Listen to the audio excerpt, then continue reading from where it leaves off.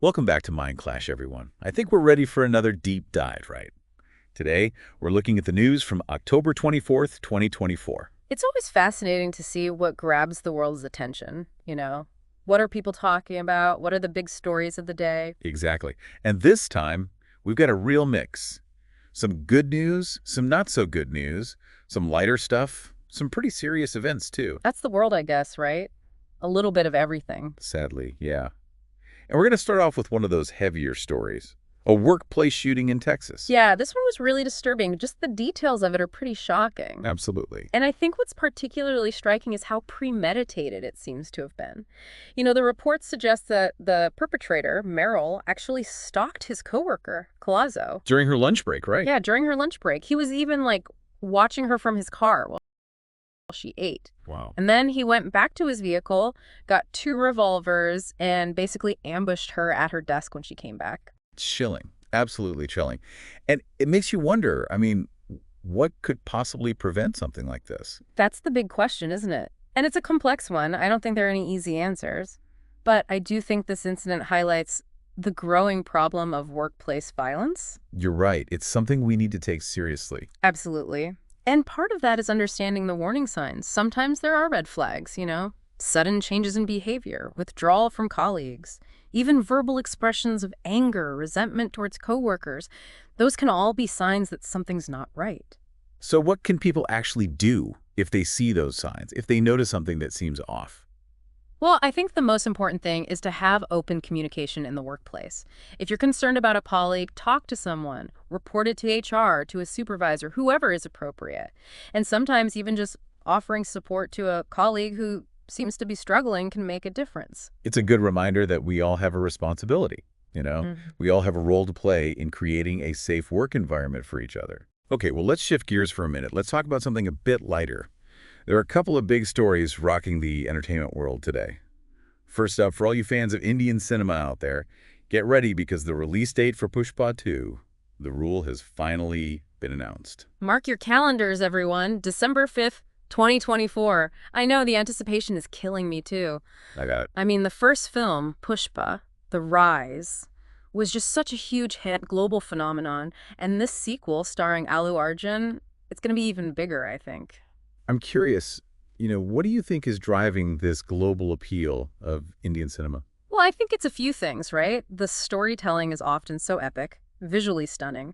The music is fantastic. And of course, these films offer a window into such a rich and vibrant culture. Yeah, that makes sense. I mean, think about it, Pushpa. The Rise grossed over $100 million worldwide. Wow. That's huge. It just shows you the power of these films to connect with people across borders. Definitely. And speaking of dedicated fans, get this. Diljit Dosanjh, the Punjabi singer and actor, is having a concert in Delhi, and it's causing absolute chaos.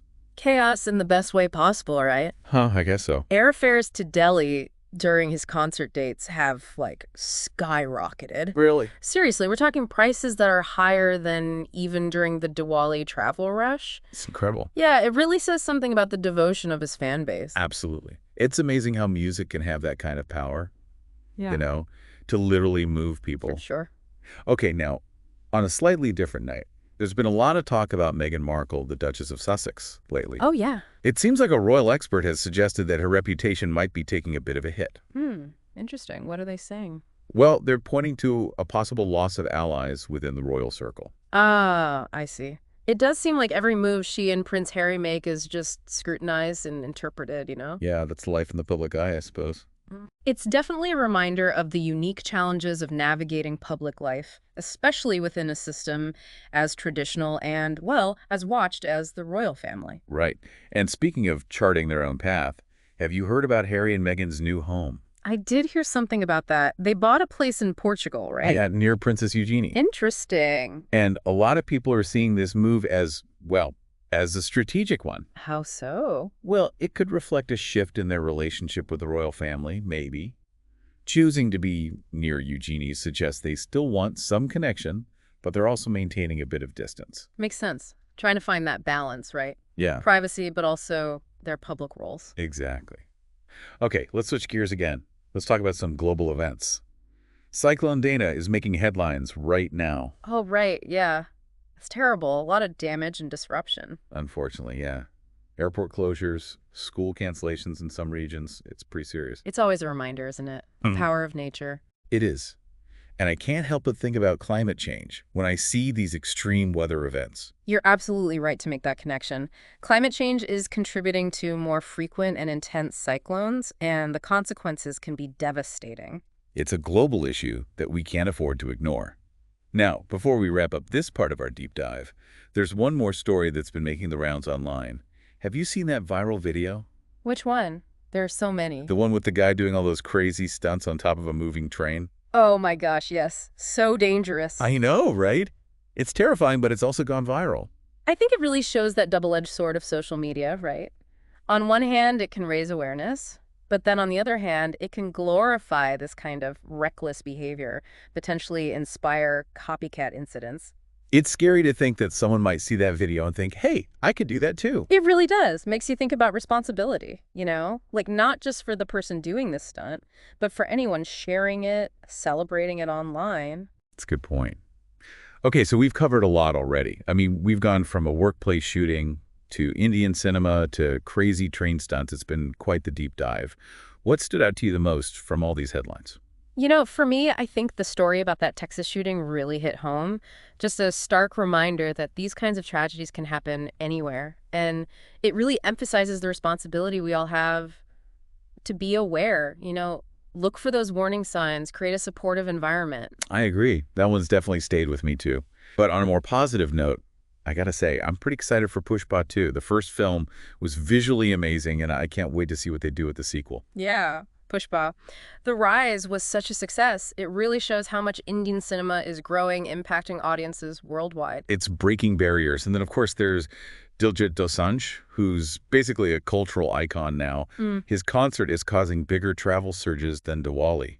That's wild. His fans are amazing. It speaks to how authentically he connects with them. They just adore him. Okay, before we move on to the last couple of stories, I want to circle back to Meghan Markle for a sec. All the talk about her reputation. It makes you think about how fast public opinion can change, especially when you're in the spotlight. Yeah. It's kind of a cautionary tale, isn't it? About fame, scrutiny. Definitely. And that scrutiny gets amplified when you're part of the royal family. I mean, tradition and image are everything there. It'll be interesting to see how things evolve for her and Harry, especially now that they're doing their own thing. Their move to Portugal is definitely a step towards more independence, more privacy, but of course, it's going to keep people talking. It's tough to escape the public eye when you're that high profile. All right, let's turn our attention to Cyclone Dana. The impact of this thing has been devastating. The images coming out of the affected areas are just heartbreaking. It really highlights how important it is to be prepared for these kinds of events. And as we discussed earlier, these cyclones are happening more often and they're more intense, which ties right back into climate change. Absolutely. It's a global challenge that needs our attention and action. We have to recognize how our choices are impacting the planet, and events like this really underscore that. It's a sobering reminder that we're all connected, and the decisions we make, they have consequences that reach far beyond ourselves. Speaking of choices, let's revisit that viral video we talked about, the one with the dangerous train stunts. Right. It really shows how complex our relationship with social media is. It can connect us, inform us, but it also has the potential to magnify risky behavior and put people in danger. It's a tough balance, right? Being able to share these moments, but also being responsible with that power. We need to be more mindful of the consequences of what we put out there. Exactly. Every click, share, comment, it all shapes the online world. We have a responsibility as a whole to be critical about what we consume and promote online. Think about what we're supporting. Like that saying, with great power comes great responsibility. It all applies here. Well, we've covered a lot today. Texas, Portugal, cinema, the power of nature. We really delved into some of the things shaping our world right now. And it's interesting how these stories, even though they seem different, they're all connected in a way. The Texas shooting and mental health, Pushpa 2 showing the power of storytelling, and that train stunt video and the responsibility of social media, it's all a part of the human experience. Triumphs and tragedies, good news and bad, it's all part of it. Staying informed helps us understand the world better and our place in it. We're always learning, questioning, connecting the dots to try and make sense of things. Couldn't said it better myself. Yeah. So for you, the listener, why does all this matter? It means that staying informed, it's not just, passively reading headlines. It's about really engaging with the information, Yeah. asking those questions, thinking about different perspectives.